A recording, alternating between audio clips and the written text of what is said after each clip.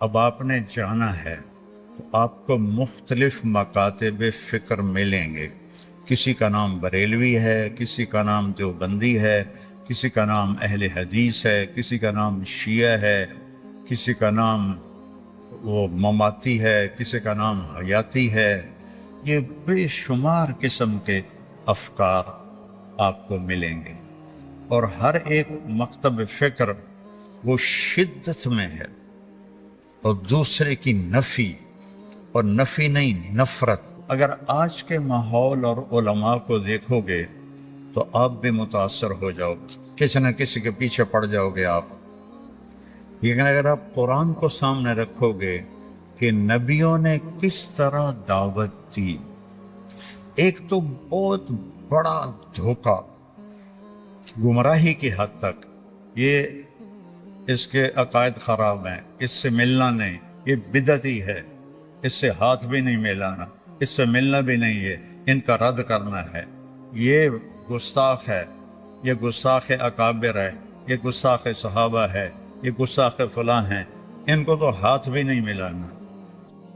موسیٰ علیہ السلام کو تو اللہ فرعون کے پاس بھیج رہے ہیں، دنیا کا سب سے بڑا کافر، جس نے کہا انا ربکم الاعلی. اور موسیٰ علیہ السلام آگے منت کر رہے ہیں، یا اللہ انہ یضیق صدری ولا ینطلق لسانی فارسل الی ہارون ولہم علی ذنب فاخاف ان یقتلون. 5 عذر پیش کر رہے ہیں موسیٰ علیہ السلام. یا اللہ میرا تو سینہ تنگ پڑ جائے گا، میں کیسے جاؤں، میری زبان نہیں چلتی. ہارون کو بلا، وہ اچھی بات کرتا ہے، میں نے ان کا ایک بندہ بھی مارا ہوا ہے، وہ مجھے مار دیں گے. یہ 5 عذر موسیٰ علیہ السلام نے پیش کیے کہ مینوں نہ گھل، میں نہیں جاندا. سیدھا صاف جو مطلب تھا مینوں نہ گھل. تو اللہ تعالیٰ نے کہا اذهب الى فرعون، جا تو ہی جائے گا. کہ اچھا چلو میری ایک منت مان، میرا بھائی میرے نال کر لے. کہا اچھا اذهبا انتما بآیاتنا، چل تو بھی جا اور ہارون بھی جائے، جا کے دعوت دو. هل لك الى ان تزکا واهدیک الى ربک فتخشى. تو قرآن پڑھو، قرآن پڑھو کہ کس طرح نافرمان اور اللہ سے دور اور اسلام سے دور لوگوں کو کس طرح قریب کرنا ہے. پھر تو تمہیں صحیح تصویر نظر آئے گی. تم کو فلاں ہمارے اکابر ہیں، انہوں نے یہ کیا، فلاں اکابر نے یہ کیا. اب ہم اکابر کو دیکھیں کہ مولوی طارق جمیل کو دیکھیں، تو میں تو کہہ رہا ہوں مجھے دیکھو ہی نہیں، قرآن کو دیکھو. یا قوم اعبدوا، یا قوم پہلا لفظ محبت کا، یا قوم، یا قوم، یا ابت، یا ابت، یا ابت. ابراہیم علیہ السلام کس پیار سے بات کر رہے ہیں، یا ابت، یا ابت. قرآن سے جی لگاؤ، قرآن کو اپنی زندگی کا محور بناؤ، اور سیرت پاک جو کیف عاملہم جیسی کتاب میں نے سیرت میں نہیں دیکھی، اس کو اس طرح پڑھو کہ جیسے یہ کھانا روزانہ کھاتے ہو، اس کو روزانہ پڑھو کہ میرے نبی نے زندگی کیسے گزاری. پھر تو صحیح تصویر تمہارے سامنے آئے گی. ورنہ کوئی کسی بزرگ کا حوالہ دے گا، کوئی کسی بزرگ کا حوالہ دے گا. اکابر امت قابل احترام ہوتے ہیں، قابل اتباع صرف اللہ کا رسول ہے، صرف اللہ کا رسول ہے اور ان کے صحابہ ہیں جن کی اللہ نے جنت کی گواہی دی. کلاً وعد اللہ الحسنی اور ان الذین سبقت لہم منا الحسنی اولئک عنہا مبعدون. یہ گواہی اللہ نے کسی اور کے لیے نہیں دی. تو ان کو، ان کی سیرت کو سامنے رکھو تاکہ تم مسلم بن کے رہو، مومن بن کے رہو، موحد بن کے رہو، داعی بن کے رہو. میں نے علماء دیوبند کی تحقیق کو اصح جانا ہے، دوسروں کو غلط نہیں کہتا ہوں، میرے لیے وہ زیادہ صحت کے قریب ہے تو میں اس کو اتباع کرتا ہوں، لیکن میں اس کا داعی نہیں ہوں. میں اسلام کا دائی ہوں۔ کیا فرق ہے؟ نماز پڑھو، یہ اسلام ہے۔ نماز میں رفع یدین نہیں کرنا، یہ اسلام نہیں ہے۔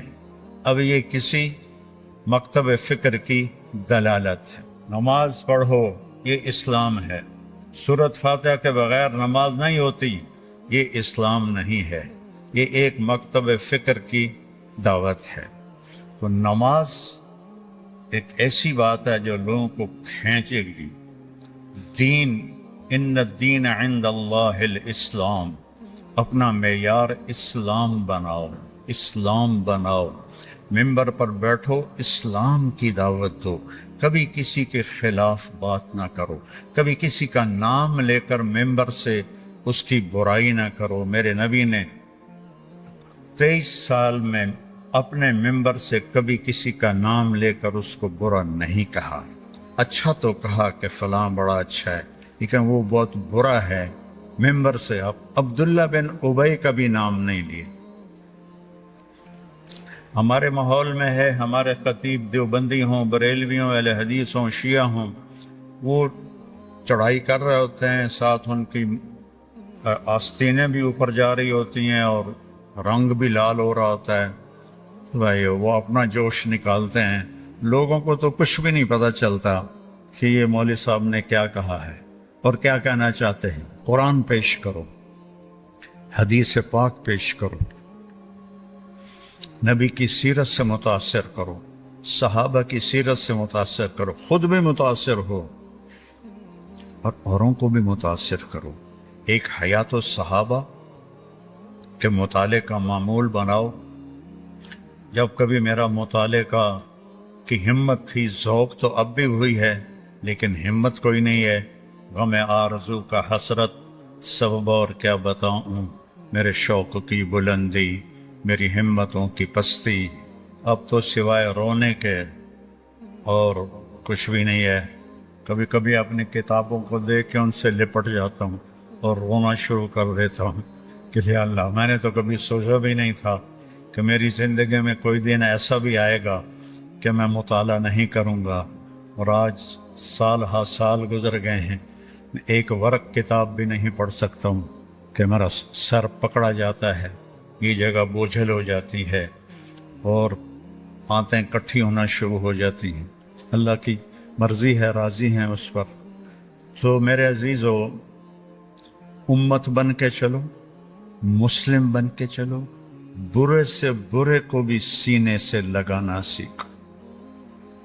جب میں تلمبے میں طوائفوں میں کام کیا تو صرف بیٹی کہنے پر وہ رونے لگتی تھی کہ جی سانو تو ساڑے پیو کدی بیٹی نہیں آکھیا، تسی سانو بیٹی آندے۔ وہ طوائفوں کا چودھری، وہ اور اپنی بیوی کے ساتھ کچھ سوال لے کر آیا تھا تو ڈیرے میں بیٹھا تھا، تو مجھے ملازم نے بتایا، میں نے کہا اس کو اندر بلا لو۔ تو میں نے میاں بیوی کو اندر بلایا اور جو سامنے ہمارا برآمدہ ہے اس میں بٹھایا، وہ اسی پر ہی روئے جا رہا۔ تو ساڑھے جانو گھر ساتھ لے، ساڑھے جانو گھر بلا لے، ساڑھے جانو گھر بلا لے، اسی پر ہی وہ اتنا گر رہا تھا، ان کو تو کوئی قریب سے نہیں گزرنے دیتا۔ پھر میرے نام کے ساتھ مولانا لگا ہوا ہے اور کیا القاب لگے ہوئے ہیں، تو اس نے اپنے گھر ساتھ لے، اپنے گھر بلا لے، اپنے گھر بلا لے۔ وہ جو میں نے ان کی مدد کی وہ ان کو تھوڑی نظر آئی، اور جو میں نے ان کو عزت دے کے گھر بلایا وہ ان کو بہت زیادہ نظر آیا۔ عزت دینا سیکھو، برے سے برے کو بھی عزت دینا سیکھو، محبت کرنا سیکھو، ہر مکتب فکر کے آدمی کو بازو پھیلا کے ملو۔ میرے باپ کو ایک دفعہ جو مل لیتا تھا نا، ساری زندگی یاد رکھتا تھا۔ تو ان کی عادت تھی وہ ایسے ملتے، آؤ بھائی آؤ بھائی آؤ۔ ہمارا ایک نائی تھا عبد الشکور، مرحوم، فوت ہو گیا، تو ایک دن مجھ سے کہنے لگا، اب پہلے سنو، میں اس کے موت تک اس کا علاج میرے ذمہ، اس کے بچے بچیوں سب کی شادی میں نے کروائی، اس کو گھر بنا کے میں نے دیا، اس کا مہینے کا وظیفہ میری طرف سے مقرر تھا، پورے سال کی گندم میری طرف سے مقرر تھی، سب کی بیماریوں کا علاج میرے ذمے تھا، اور جتنا بھی مجھ سے ہو سکتا تھا۔ مجھے کہتا ہے مولانا صاحب تواڈے دیرے چ آون دی ہن چس مک گئی، تواڈے دیرے آپ کے دیرے میں آنے کا مزہ ختم ہو گیا ہے۔ میں کہو کی ہویا ہے؟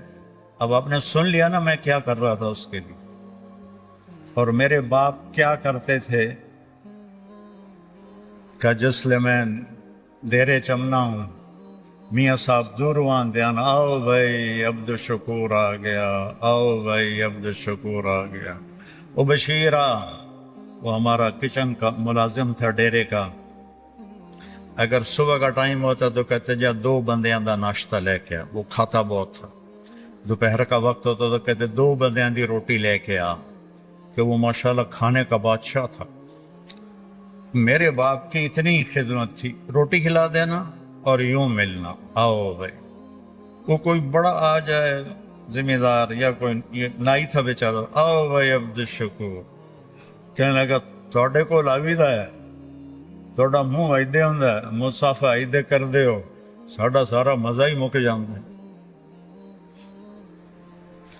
میں کہا تیری بیڑی تر جاوے جیڑی میں تیری انج خدمت کرنا وہ تینوں یاد کوئی نہیں، کہ وہ تو ٹھیک ہے پر جڑا تسا این کر کے مل دے ہو نا، یہ ساری چس مک جانتی۔ تو بشار ابتساموں کا فی وجہ اخی کا صدقہ، مسکرا کے ملو، ہنس کے ملو، کوئی ہو، بریلوی ہو، دیوبندی ہو، شیعہ ہو، سنی ہو، مماتی ہو، حیاتی ہو، سلفی ہو، ایسے آؤ جی۔ جنت دوزخ کا فیصلہ تم نے کرنا ہے، ایمان پہ مرنے نہ مرنے کا فیصلہ تم نے کرنا ہے، یہ تو اللہ نے کرنا ہے۔ من کان آخر کلامہ لا الہ الا اللہ دخل الجنہ۔ اور کتنے لوگ ہیں جو زندگی بھر غفلت میں گزاری لیکن مرتے ہوئے کلمہ پڑھتے ہوئے دنیا سے گئے۔ تو اللہ نہ بنو، قیامت کے دن کے قاضی نہ بنو، یہ جنتی ہے، یہ دوزخی ہے، یہ ایسا ہے، یہ ویسا ہے، نہیں۔ تجھے کیوں فکر ہے اے گل دلے صد چاک بلبل کی، تو اپنے پیرہن کے چاک تو پہلے رفو کر لے۔ نبی کی محنت اپنی ذات سے شروع ہوتی ہے، تحریکوں کی محنت دوسروں پر شروع ہوتی ہے۔ یہ ایسے ہیں ان کو ایسے کر دو، یہ ایسے ہیں ان کو ایسے کر دو۔ اور نبی کہتا ہے وَأُمِرْتُ أَنْ أَكُونَ أَوَّلَ مَنْ أَسْلَمَ وَلَا تَكُونَنَّ مِنَ الْمُشْرِكِينَ۔ میرا رب مجھے کہہ رہا ہے کہ پہلے میرے نبی آپ خود مسلم بن کے دکھائیں اور شرک سے پاک ہو کر دکھائیں، آپ مثال بنیں اپنے آپ کو۔ تو تبلیغ کی محنت بھی اپنے آپ کو بنانے کی محنت۔ میں جب 1971 میں نکلا 3 چلے کے لیے تو یہ دعوت، بھائی ہم تو دین سیکھنے کے لیے نکلے ہیں، ہم ہدایت پانے کے لیے نکلے ہیں۔ تو یہ ایک نبی کی محنت شروع اپنی ذات سے ہوتی ہے۔ قرآن کی تلاوت کو اپنی زندگی کا معمول بناؤ اور قرآن کو تدبر سے پڑھنا سیکھو۔